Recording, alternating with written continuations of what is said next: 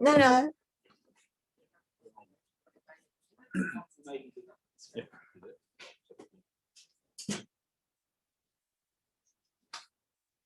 Councillor Baxter.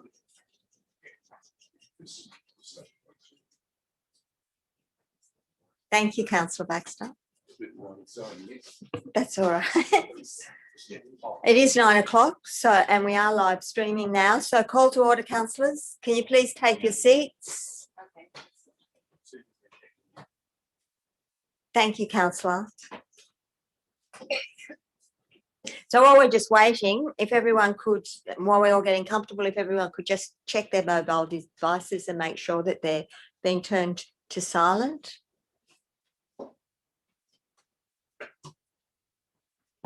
So thank you and welcome everyone to the February 2021 Kempsey Shire Council meeting. This is the first meeting for the year and the first for many months that we have no longer a hybrid Zoom meeting for councillors and physical attendance in chamber is required. But we continue to require pre-registration, limited numbers, and the COVID guidelines are in place.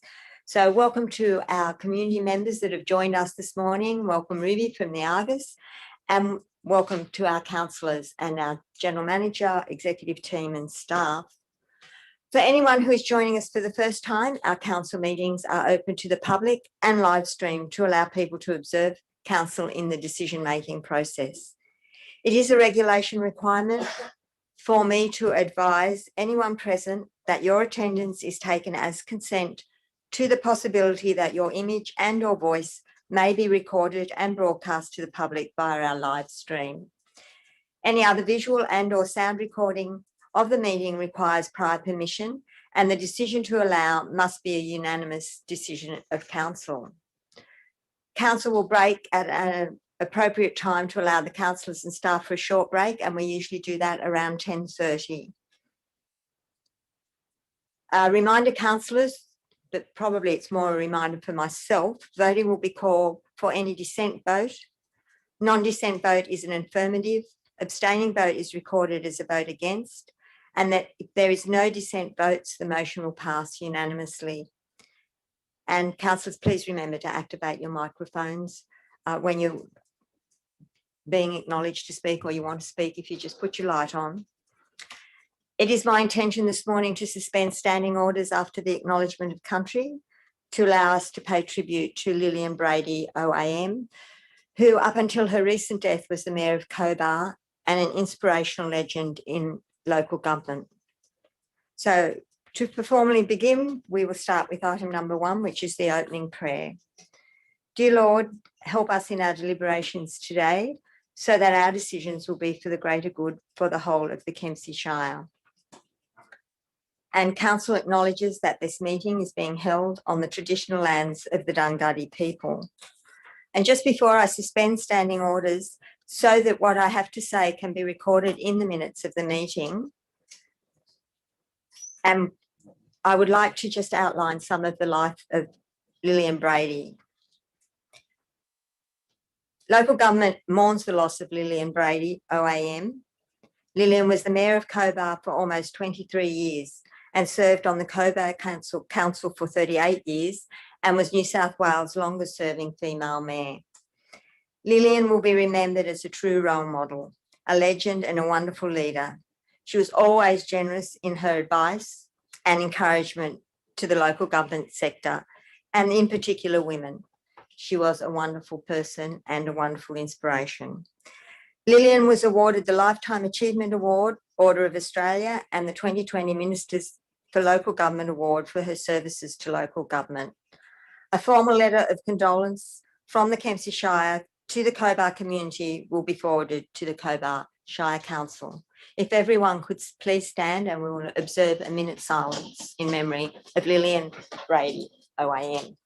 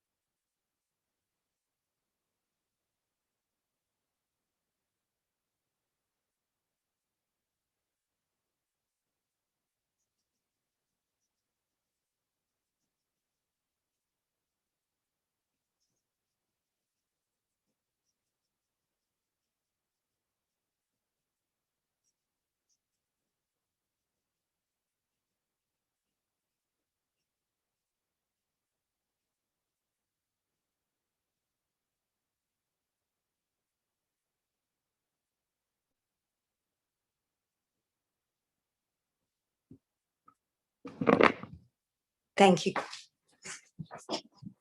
Thank you, councillors. We'll now resume standing orders.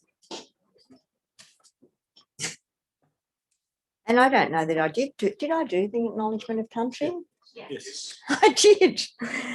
The apologies and applications for leave of absence, which is item number 3. We have one apology this morning from Councillor Horval. I have someone move that we accept. Thank you, Councillor. Been moved by Councillor Morris and seconded by Councillor McGinn. Do we all accept that? No dissent. Confirmation of minutes. There are minutes that have been circulated dated the 15th of December. Do I have someone move? Move that way, Thank Madam you, Mayor. Councillor. It's been moved by Councillor Patterson and seconded by Councillor Saul. Is there any dissent on the minutes? No dissent. The minutes have been passed unanimously. Any disclosures of interest, councillors? Councillor McGinn.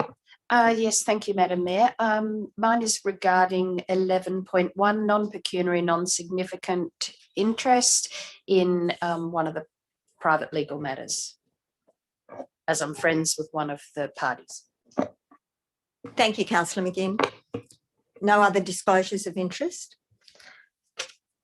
We'll move to item number 6, where there's items passed by exception. And for just those people that are new to council, these are items that maybe can be passed because there isn't any requirement for debate.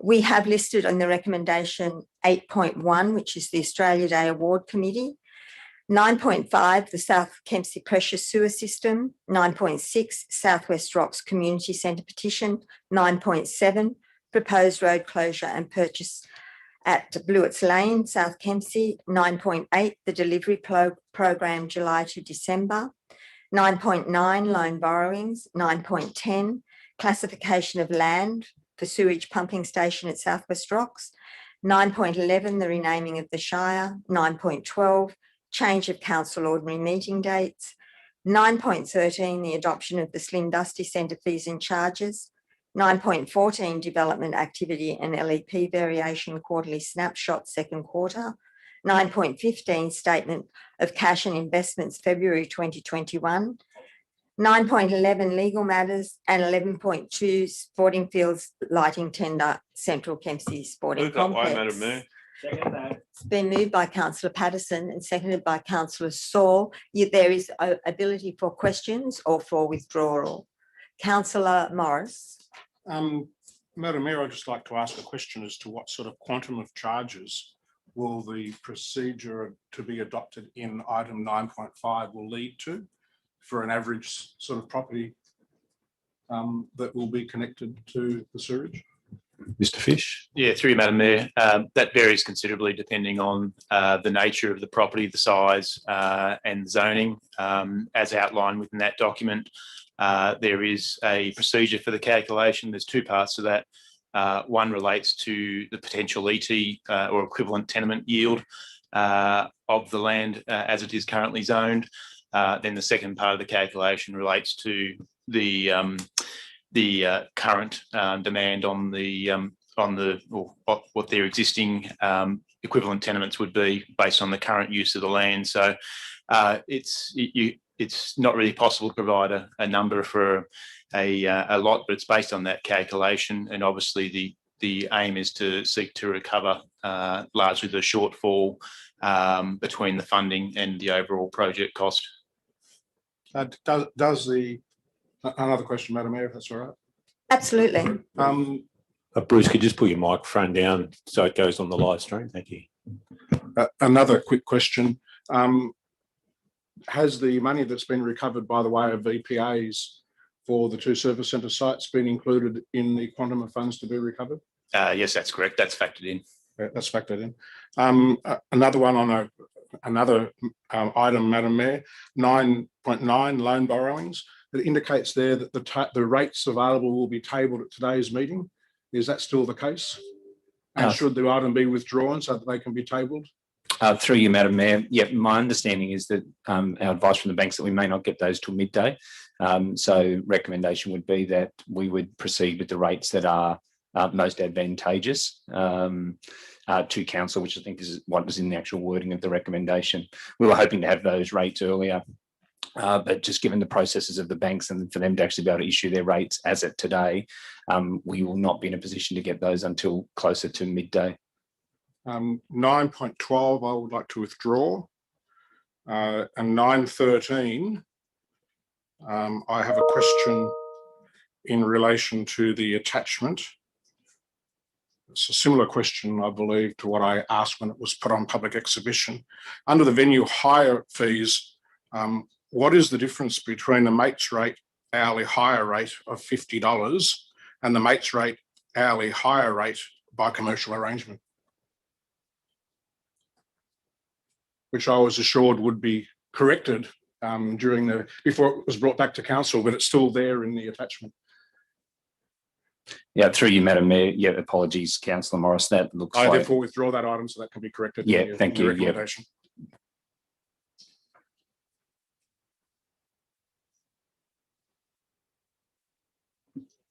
Thank you, councillor. Yes, councillor, question?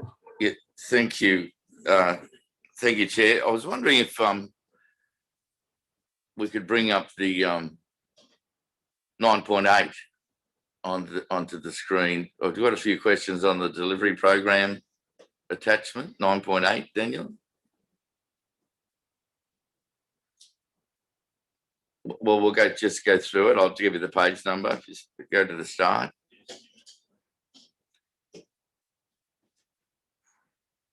Sorry, we don't have the attachments open on here. It might take a minute. That's all right. And just while you're doing that, for people that may not have been here on Monday night, the directors had the opportunity on Monday night, our briefing session, to answer any questions and to introduce these reports. So the councillors have very clear understanding of what the reports have contained in them. 8. So, Probably ask questions anyway, Councillor Oh. Baxter, while we're waiting for it to come up on screen. thank you. Page. On page 8 of the 6-monthly review of the delivery program, on page 8, there's a mention there of increased walking and cycleway infrastructure, and there's a mention of $100,000 for a cycleway at Crescent Head. Now, as with this point and with a few others I'm going to ask, I wanted to ask the directors, given it's the delivery program for this 4-year, 5-year, are we expecting all of this to be done by July, end of this financial year? Is that what? Mr. Fish? Yeah, through you, Madam Mayor, the projects that you see explicitly listed there being the Riverside Park to West Kempsey, the Gregory Street at Southwest Rocks and Pacific Street at Crescent Head are projects within this year's operational plan. The work at Southwest Rocks is already underway, as is the Riverside Park to West Kempsey project. So they are within this financial year. We generally, when we do this report, put a bit more detail in terms of what's happening in the current year in relation to that particular item. Thank you, Director. Second question, Director, at the bottom of that page, it says, in the absence of grants for ramps for mobile, disabled ramps access or elderly access, are there no grants to go for that, or we just? Mr. Fish? Yeah, through you, Madam Mayor, annually there's an opportunity to apply for grants related to pedestrian access, mobility, and also bike-related infrastructure. We typically go for those grants, and the grants we apply for are based on what's in our PAMP and also bike plan. Where we're unsuccessful, we would typically allocate that $100,000 to projects that are listed as priorities within the PAMP itself. Certainly this year we've got a number of cycleway and obviously footpath projects there that are progressing, which will provide for some improvements in terms of pedestrian access. Wonderful. Thank you, Director. Page 13 of the sixth monthly review. It's essential, isn't it, that South Kempsey sewage connection occurs so that $20 million service centre on the western side can be built. Is that right? Will that happen in this delivery program? Through you, Madam Mayor, so the South Kempsey Pressure Sewer Scheme is the subject, obviously, of another report on this council agenda. There has been work to commence with the underbore of the Pacific Highway down towards the interchange, which commenced at the start of February, so that's underway.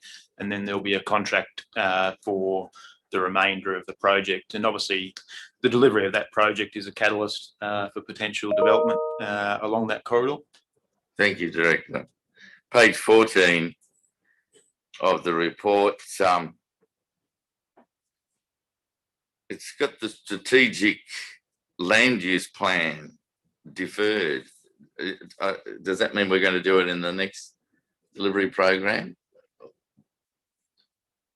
Could you just clarify which? See the deferred there, the development rural land use policies. Okay, through you, Madam Mayor, in terms of our strategic land use planning program, we're obviously looking at that in a more holistic manner and developing the priorities that fall out of that. At present, the rural land use is not on the immediate program, but will certainly be a consideration as we develop that program going forward. Thank you, Director. Page 19 of the report.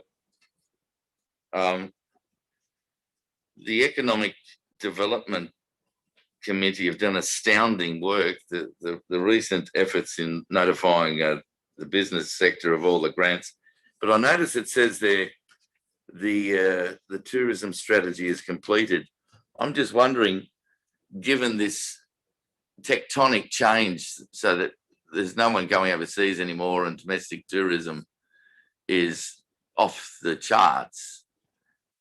Is the economic and development tourism strategy,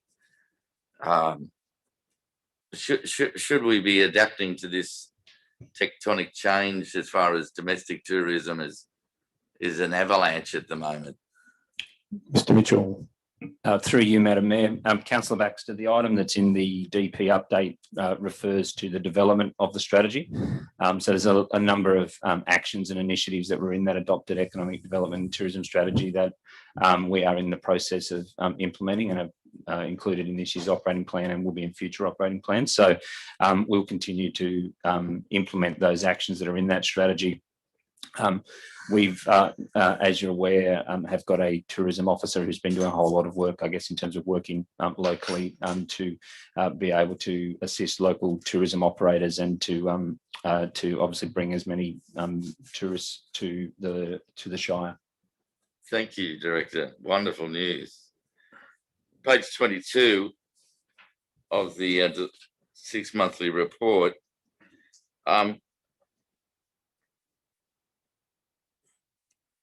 Thank you so much for getting that Clyde Street toilets replaced with state-of-the-art facilities and the car park. That's a fantastic effort. Again, it says deferred there.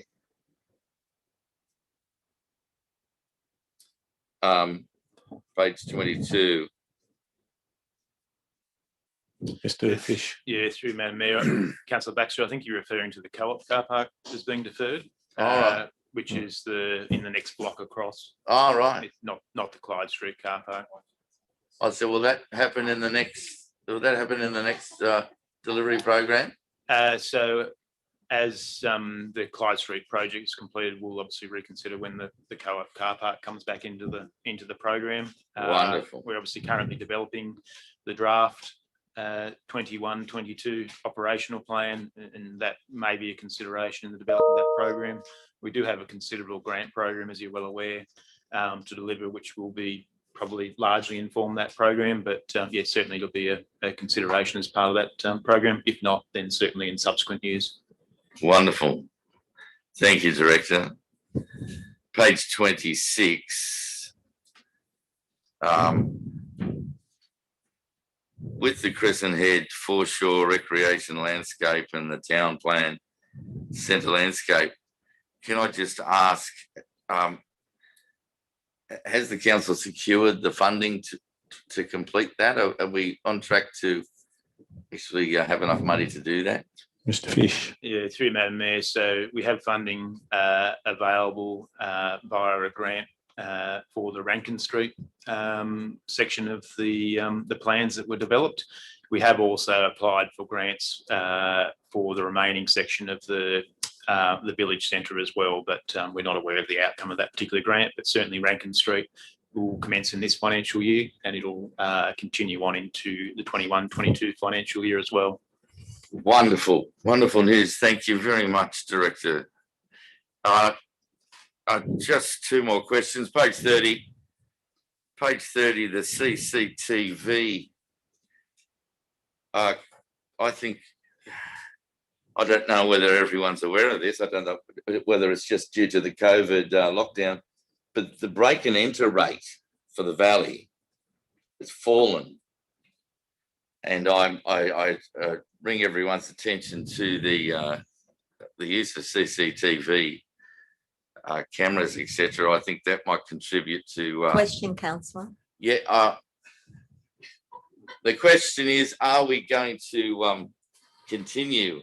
Are we going to continue with that CCTV coverage? I think it's a great effort, Director. Yep, Mr. Mitchell.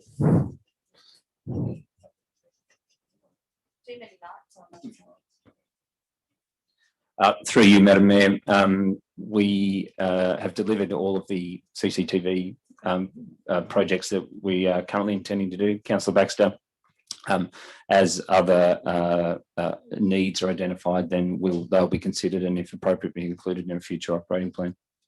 Thank you, Director. Last question, page 32.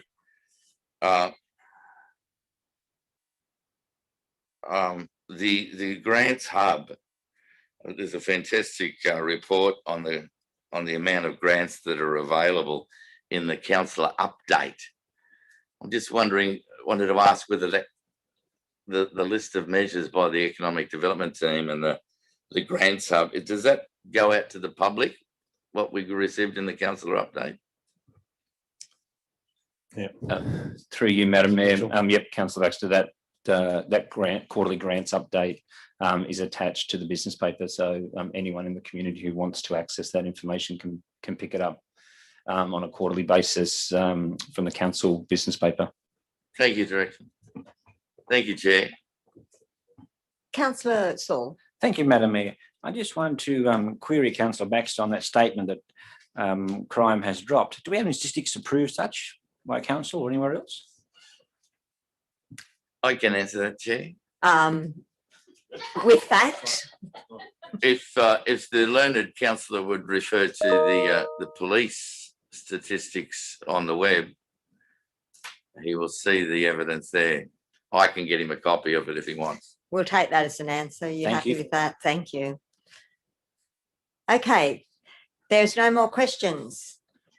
So we will have the recommendation in front of us: 8.1, 9.5, 9.6, 9.7, 9.8, 9.9, 9.10, 9.11, 9.14, 9.15, 11.1, 11.2.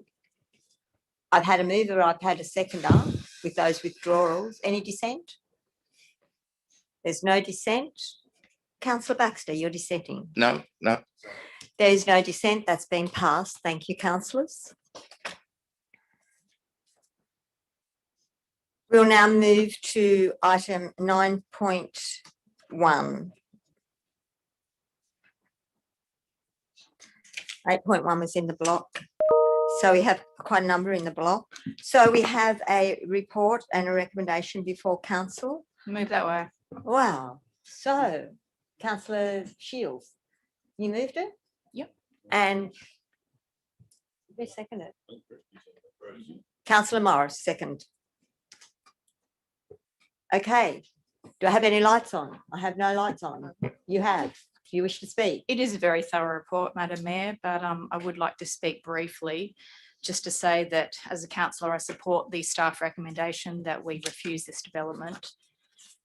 I do feel that if we were to approve it, we are on our way to abandoning our development standards, seeing that the height is so far above what our standard building height is, at 57.8% above the recommended building height.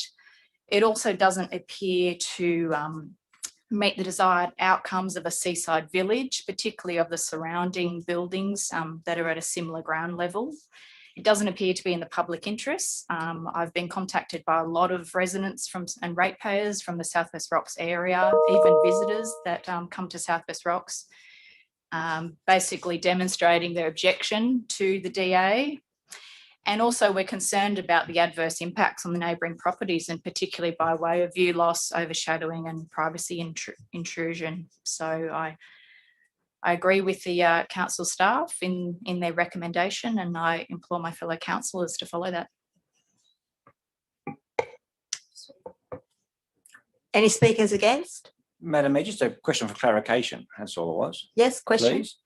Madam Mayor, if a councillor were to move approval for this, I believe there have to be grounds. Is that correct? Through you, Madam Mayor, that is correct. The council would have to detail in the minutes the reasons why they would be approving it, moving against the actual recommendation. They'd have to detail those. Thank you for that. Speakers against? No speakers against? Any dissent? No dissent? It's been passed. Thank you, councillors. We move on to item 9.2, which is the quarterly report for February 2021. There's a recommendation that, yes, actually you've got to get to page 32, councillors, so I'll give you half a minute to do that. But anyone that is there, maybe they'd like to move the recommendation. Move that way, Madam Mayor. Thank you, councillor. It's been moved by councillor Patterson and seconded by councillor McGinn. And the recommendation is that we approve the budget review for period ending 31 December 2020, and we adopt the variation, that the financial sustainability program status report is noted, the key performance indicator report is noted, the operational plan 2020-21 update is noted, and the grant status summary is noted, which is what Councillor Baxter, I think, was referring to. And we know that it is available for people through our website. I've had a mover, I've had a seconder. Do I have any dissent? Any questions? No questions. Councillor, you have your light on. Oh, sorry, Madam. I was just going to make a comment, Madam Mayor, that the staff has done a very good job on developing this report, and also moving on with our budget and keeping it where we intend it to be. Thank you, councillor. Actually, I was going to ask the director, did he want to introduce that report? But I don't think that you can speak to it, because I think it is good for people to understand that are in the gallery and online where we are really at with our quarterly budget review. Thank you. Thank you, Madam Mayor. Probably just to highlight a few items. As councillors have said, the quarterly report essentially provides an overview of our year-to-date performance, particularly in relation to the delivery of this year's operating plan and the budget that supports that. Some key items, I guess, just to highlight in relation to our operating plan. 95% of those actions that were in the adopted OP are on track. So essentially, there's only 5% of those 116 or so actions which are either not started or behind schedule. So that would indicate, obviously, that we're in a pretty good position in terms of being able to deliver the majority of that operating plan by the end of this financial year. The exception report that was attached to the report does provide some detail on those 11 actions which are behind schedule or haven't been started. And most of those largely relate to a combination of COVID-19 impacts or resourcing impacts, which have sort of, I guess, impacted the progress of some of those actions. From a financial perspective in relation to our quarterly budget review, there's fairly significant commentary included in the report. I guess a few of the highlights that are worth mentioning is that on a consolidated level, the operating result before capital grants and contributions is forecast to improve to a slight surplus. From the general fund remains in deficit, but that deficit is less than what we had originally forecast at the start of the year. So I guess that is a positive, and the main contributors to that improved result that have factored into the quarterly budget review for this quarter is largely a big driver of that has been an increase in our forecast income from our Macleay Valley Coast holiday parks. As you recall, last year, the holiday parks, due to COVID-19 impacts, were severely impacted. Our budget for this year factored in a similar impact. At the time of doing the budget, we weren't aware of what the impacts may be. We obviously have seen that those impacts, at least in terms of the operation of our holiday parks, hasn't been impacted to the extent it was last financial year. And in fact, our occupancy rates have been very good. So we've been able to revise the income forecast relating to that part of our business, which has obviously flown through into our financial result. We have forecast some increased in terms of operating expenditure, but that largely is related to an offset in terms of operating grants. So yeah, the net impact on our result is sort of negligible. From a capital expenditure perspective, we made some fairly sizable reductions in our water and sewer and commercial business capital expenditure forecasts. We still do have a large full year capital expenditure forecast, which we are confident that those projects will be delivered or at least commenced by the end of this financial year. Noting that there's some fairly sizable projects that are scheduled in for the second half of this financial year, and therefore we should see a fairly sizable expenditure relating to those. That's probably the key amounts, the key items to highlight, KPIs are tracking well, and there's the updates, as Councillor Baxter alluded to before, in relation to the progress around our grants, where we've been successful in those ones, which we're waiting for the announcements on, and also an update in terms of the progress of our financial sustainability program. Thank you, Director. Councillor Baxter. Can I just come on the back of that and heap praise on the staff that have successfully garnered so much money for this valley? If you look at the grants report, we're looking at over $160 million has been gained in grants for this valley, thanks to the efforts of our staff. And I'd like to praise them and thank them. It does so much for kicking the valley along and lifting economic activity. I want to thank them for that. Thank you, Councillor. And I think we all agree to that. So yes, I think we will give a round of applause. That's a wonderful effort. And that gives us encouragement for the future. So if there's no dissent, no further comment or debate, that's been carried. Thank you, councillors. We'll go on to 9.3. Thank you, Councillor Morris, seconded by Councillor Shields. Is there any questions? Is there any dissent? There's no dissent. It's been carried. Thank you, councillors.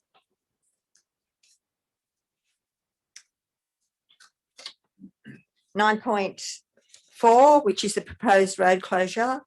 There is a recommendation. Thank you, Councillor Patterson. It's been seconded by Councillor McGinn. It is on the board. Is there any questions? No lights are on. Yes, Councillor Morris. Mr.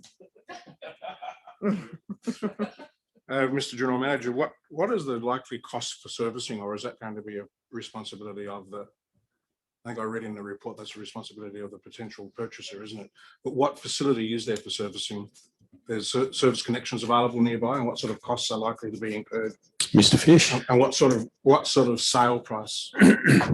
In round numbers, obviously I don't want an exact figure because you can't do that, but what anticipated sale proceeds would you anticipate? Mr. Fish. Yeah, through you, Madam Mayor.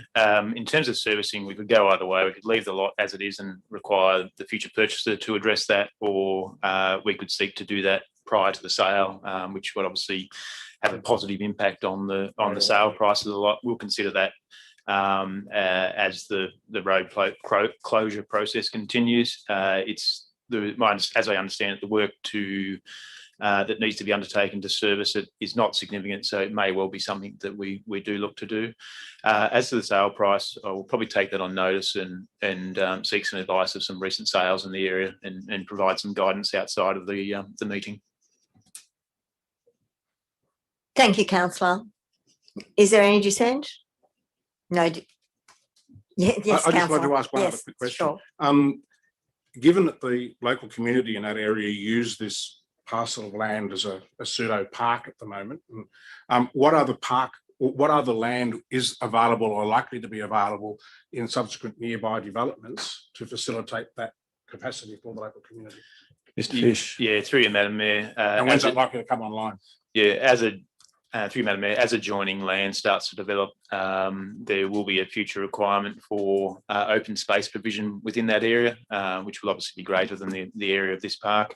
So the timing of that will obviously be dependent on the rate in which that obviously subdivision work occurs.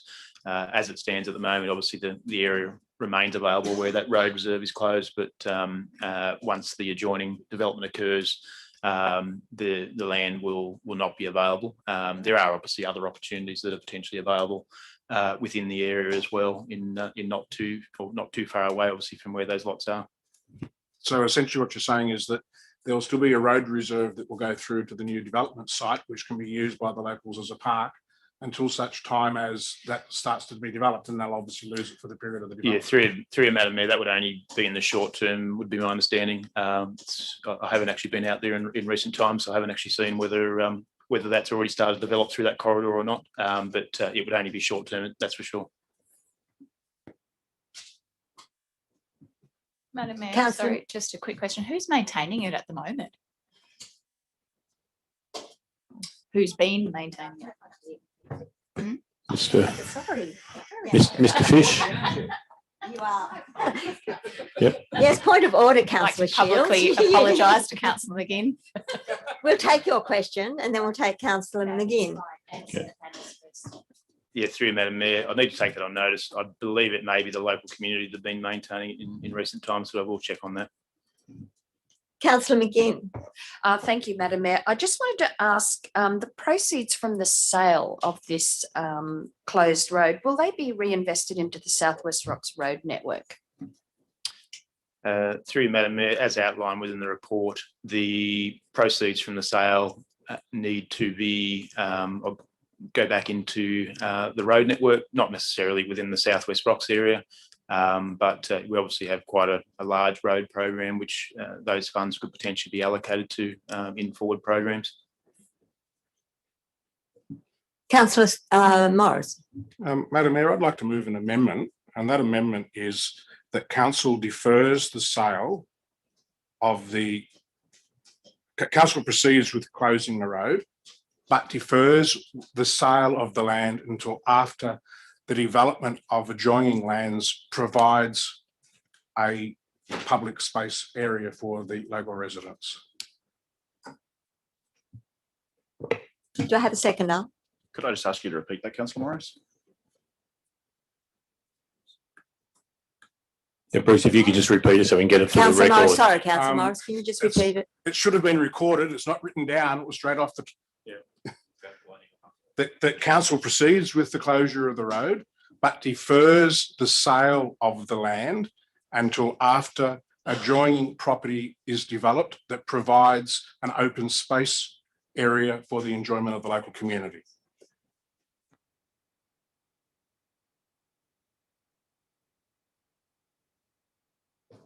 Do I have a second now? It's lapsed due to no seconder. So I've got no more lights on. Do I have any dissent? Yes, councillor. Sorry, the closure of the road it'll be a long process, I'm assuming. Yeah, through you, Madam Mayor, I think the report refers to a potential timing of the sale being later this year, I think at the earliest from memory. So there is a time. It does take some time for the road closure to take effect, and then obviously the preparation for sale, etc. So it will take a little while to get to a point where it's at market. Okay, we're back to the original motion. Is there any dissent? There's one dissent. Thank you, councillors. It's passed. Move to item 9.12, change of council ordinary meeting dates. Councillor Morris, which is on page 67. Madam Mayor, the reason why I withdrew this is I had a discussion with the reason why I withdrew this, I had a discussion with the author of the report, and I find the wording in paragraph 5 a little bit confusing. Originally, I questioned paragraph 4, but that was explained, and I understand now why the Tuesday is included beforehand. And that is because if the Tuesday is a public holiday prior to the council meeting, the business paper wouldn't be issued and the community wouldn't have time to read that and request to present in a public forum if they so desired. So I understand the reasoning for that. But point 5, it says, consider the code as amended on or after September. Now, I would like to see that the amendment of the code is progressed on or after September 2021, because the way I read that is you could interpret it in two or three different ways. One is to consider that it is amended. So come on or after September 21, it is automatically amended, but we have to actually go through the process of putting it on public exhibition. So I believe that we should say that the process to amend the code commences on or after September 2021. And then any other issues that are brought up by the new council could be included in such amendment. But it's not considered amendment, consider the code to be amended on or after. I don't know what the wording needs to be, but the interpretation that I read into that is that the code has changed come that date, when in reality it's not. It still has to go on public exhibition, and it may incorporate some other matters. Can I have a question? Could we just have Manager Thorogood clarify what's meant by the last sentence, please? Yeah, I can clarify. The intention of the last sentence was we need to bring an amended code back to council for you to resolve to exhibit. Then we need to exhibit it. And then once we've got comment, we need to adopt it. So the wording there was purely to avoid the administrative overhead of doing that when we're going to have to do it again in September anyway. And no public holiday is going to arise between, or is likely to arise between now and then. I think the wording that Councillor Morris suggested is equally fine. I don't think there's any issue with that. It says essentially the same thing, that we won't proceed with the administrative process of dealing with this until on or after September 2021. And at the same time, like, it doesn't, in my mind, it doesn't really matter what the intention of the author was at the time of writing it. It's what the ordinary man would interpret it to mean when they read it. And a normal person could interpret that to say it's changed as at September, but there is a process that needs to be gone through. I'm happy, Madam Mayor, to support that change. Are we needing? Well, I've moved it anyway. I'll move it. Moved. I just need a Right. seconder. Yeah, I'll second that. So it's been moved and seconded. Councillor, Staff have no issues with that amendment. Well, it's not an amendment, it's a motion. yes, because we hadn't moved the motion, so it's just, and people do interpret things in different ways.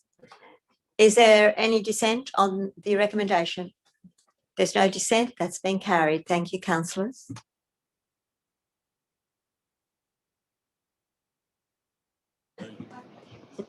(9.13), which is the Slim Dusty Centre fees. And I think this Councillor Morris had a question around the. I withdrew it and I moved the amendment as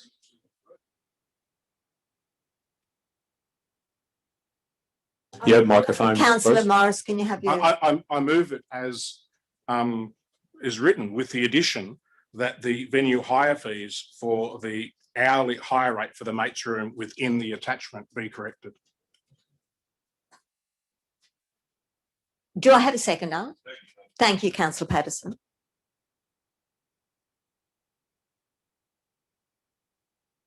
I don't need to say how it's to be corrected. No, what do I need to say by the removal of the by commercial arrangement, or just leave it as it is?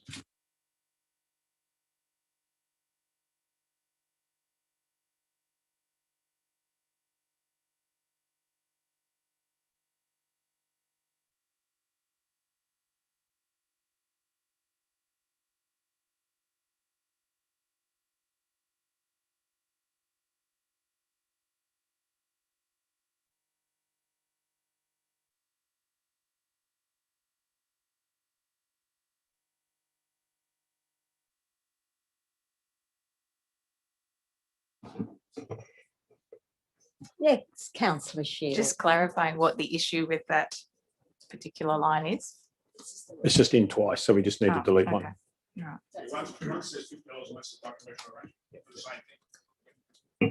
Well, if you were to hire it for an hour every week for the year or something like that, would it be via commercial arrangement? Then why wouldn't we hire for half a day or for a full day, not by commercial arrangements every week or every day of the year? Does it matter? Uh, Do we leave it up to the staff to actually? Yeah, through you, Madam Mayor. Now, Councillor Morris's correction is right. It what went out on public exhibition actually had that amendment made, but I think what's been uploaded as the attachment is the one that originally came to council in December. So at the December meeting, we agreed to remove that line. So by removing these fees largely just reflect the fees and charges that were previously being charged prior to council taking over the management of the Slim Dusty Centre. And so they are obviously just through to continue through to the 30th of June. Proposed fees and charges for the next financial year will be included in our schedule of fees and charges for all the fees and charges and come to council in April. Thank you, councillor. We've had it moved and we've had it seconded, I believe. No, yes? No, we haven't had it seconded. Thank you, councillor McGinn. So we have it moved by councillor Morris, seconded by, I thought you did too, but anyway, it's fine. It's all recorded now. Any dissent? No dissent. That's been carried. Thank you, councillors.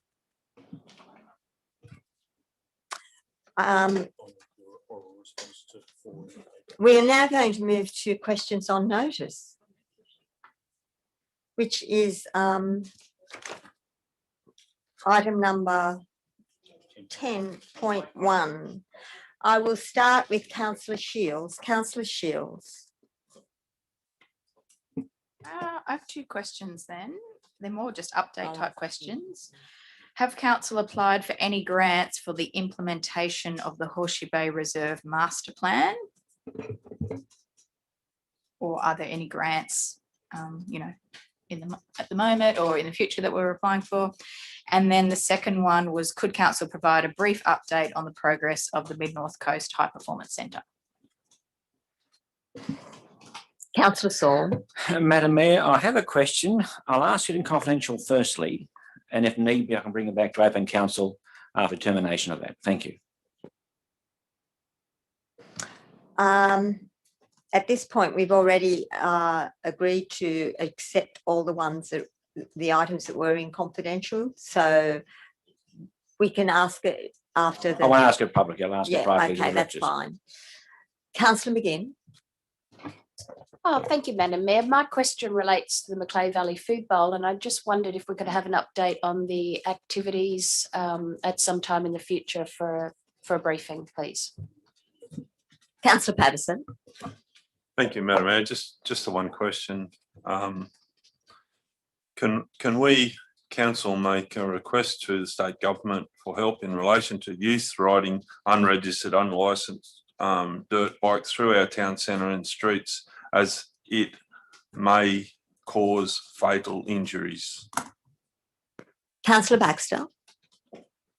Councillor Williams. I've got one question. Who is responsible for the maintenance of Sandy Creek Road Burnt Bridge? Is it council or someone else? Thank you, councillor. Councillor Morris. Given that council's updated website includes the acknowledgement of country, can this more comprehensive acknowledgement of country be used at council meetings? Can the action list, which is now placed on council's website on a quarterly basis, be made available when the council meeting agenda is distributed that contains the quarterly report? Given that the action list, formerly Matters in Progress report, has been removed from the quarterly report, what is the proposed process for questioning comments, seeking additional information, or querying the removal of items or adding items to those that are considered complete? Will the Mayor and/or General Manager be submitting a delegates report in relation to the Local Government New South Wales Conference, which was conducted online on the 23rd of November 2020? Given the, what is the status of the development application for the Macleay Valley Adventure Park? If already approved, when was it approved and who was the consent authority? If not approved, when is it anticipated that the development application will be considered and who will be the consent authority? What is the status of the design and contract documentation from the Macleay Valley Adventure Park? What is the anticipated, when is it anticipated that tenders will be called for the construction of the Macleay Valley Adventure Park? And given the answer to question 4, which was carried over from the November 2020 council meeting and is answered in the agenda of today's council meeting, indicates the expression of interest to manage the Macleay Valley Adventure Park will be conducted in the middle of 2021. What is the anticipated completion date for the construction of the Macleay Valley Adventure Park? Thank you, Councillor Morris. You got another question, Councillor Saul? Madam Mayor, yes, unfortunately, I didn't realise can I have an update, please, on the clean-up order for 154 Tozer Street, West Kempsey, please?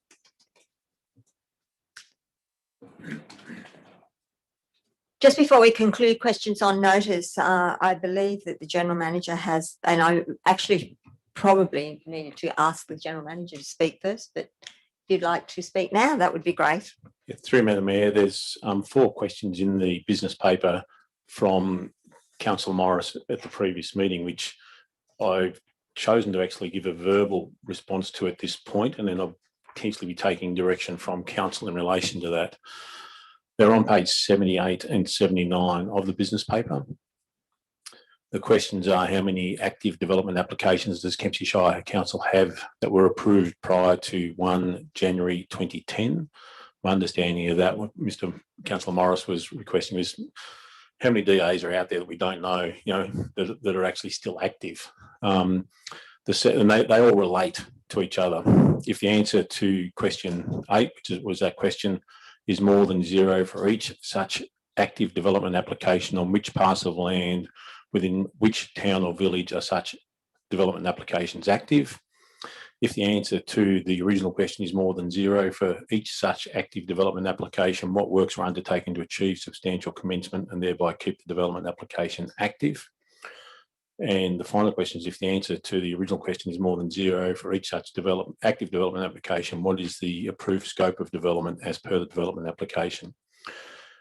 Council doesn't have the records for all of those development applications. It would take a considerable body of work and require me to take someone offline for a minimum of a week at least, if not longer, to actually do that. It would involve actual going to sites and finding out what's happening with those applications. And it's certainly not within our resources to actually currently do that. For us to act on this, I would require a council resolution to redirect resources to actually come up with a response to that, because the body of work is quite considerable. Thank you, General Manager. So no further questions? Madam Mayor, to the General Manager, is it possible to provide that detail on those active development applications that are at least known to council? Not do a search to find out every possible one. There are some that the community are making comment about, in Saltwater Lagoon area, in Southwest Rocks, between Arakoon and Southwest Rocks on the beach side of the road, some of which I have heard comment that there are active DAs. So even if we could get some information, or the community could be given some information on what DAs council is aware of. At the same time, these are potentially could be concerns, because the environmental approvals are from when environmental conditions were somewhat less stringent, and council really should have some idea as to what DAs are out there alive and active, that could come back and cause issues into the future with the community. there's certainly still within that considerable work that we'd need to do. And yeah, how do we actually define what that search is? You know, do I just simply ask the staff, do they know? Yeah, does it still involve, you know, site inspection? So it still involve a range of work for council to actually do that, and certainly to provide responses to each of those 4 questions in relation to what we do know. So there still is a considerable amount of work in that. The reality is there are, you know, possibly, you know, dozens or even hundreds of active DAs in the Shire and in any Shire around New South Wales. Many going back many years where what's deemed substantial commencement has occurred. And certainly the legislation has changed, you know, numerous times in some of those cases. That's just a reality of what we live in every Shire in the state. And some of them, and what we've seen, particularly in the, you know, the block behind Coles at South West Rocks at the moment, can be very confronting at times, because it literally is in people's backyards when clearing of that nature normally occurs in a subdivision that people don't see. They just move in when the house is actually built. But when you see the level of tree felling that occurred there right in your backyard, but it still met all the legislation that was actually required. So it would still be a large body of work, and it'd still require the council to actually resolve for us to redirect resources. Thank you, councillors. We have now closed the meeting. We have, oh, not quite. We've got to go back to read the confidential resolutions that were passed in the block. Yep. Thank you, Mr. Thorogood. Thank you. Earlier in the meeting at Council 6, item 6, councillors adopted a couple of confidential reports by exception. In regards to item 11.1, legal matters, council resolved that the information be noted. In regards to item 11.2, Sportsfield lighting tender, Central Kempsey Sporting Complex, council resolved that council note the receipt of the tender received from Smarter Electrical Services Proprietary Limited for the amount of $1,305,130 GST exclusive, accept the tender for the design and construction of field lighting at the Central Kempsey Verge Eden Street Sporting Complex submitted by Smarter Electrical Services Proprietary Limited, and authorise the contract documents to be executed. Thank you.